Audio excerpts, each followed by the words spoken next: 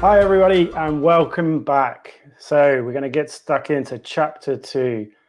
Let's have a quick look at high level what we'll be focusing on. We're going to spend some time really getting in to know the Solo taxonomy, looking at the language, spending some time considering the purpose of it. Why does it even exist? What is it there for?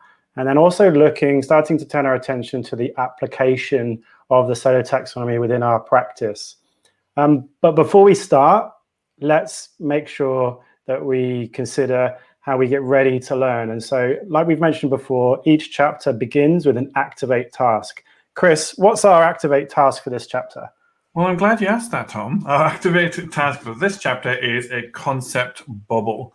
And this is actually a really, really important piece for us, because when we're talking about Solo taxonomy, especially around the kind of top ends of Solo taxonomy, which we'll talk about, we are really talking about understanding concepts and having a conceptual understanding. So it's really important that as educators and as learning designers, we start off with that concept bubble. So really trying to identify what is our big learning concept for whatever learning sequence we might be designing.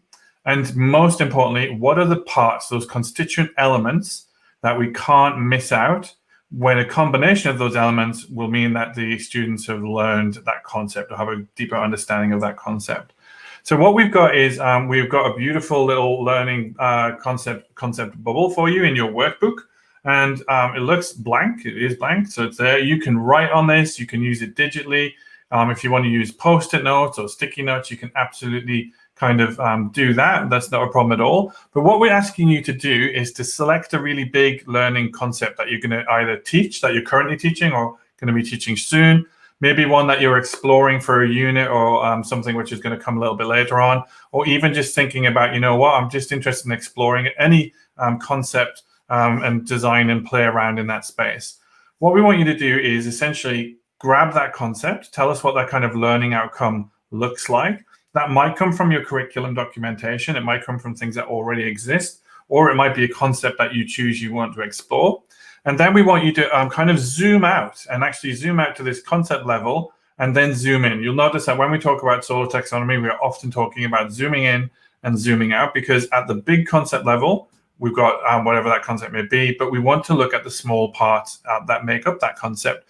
So we're going to ask you to kind of unpack your outcome and try and think, okay, if this is the concept I want my students to really deeply understand, what are the things they must know? What are the elements that are in there?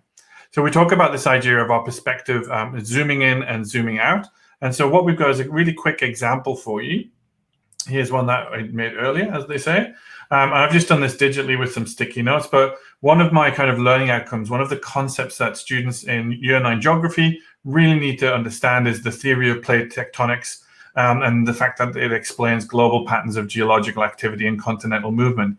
Already you can see within that there are lots of different elements. So the concept bubble is the piece that allows you to unpack those elements. So you might be thinking about recognizing the major plates on a world map. I might just bring up my little laser pointer, Tom.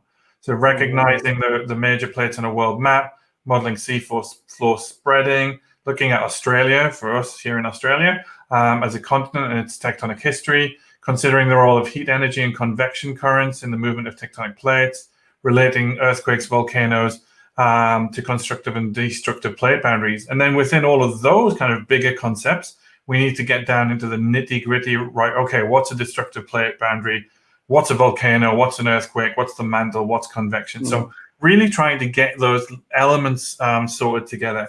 Now, there is no right or wrong way to do this. You might start with a really big concept and kind of work backwards and break it down into elements. You might decide, you know what, I've got a really quite specific number outcome that I need to do in maths next week.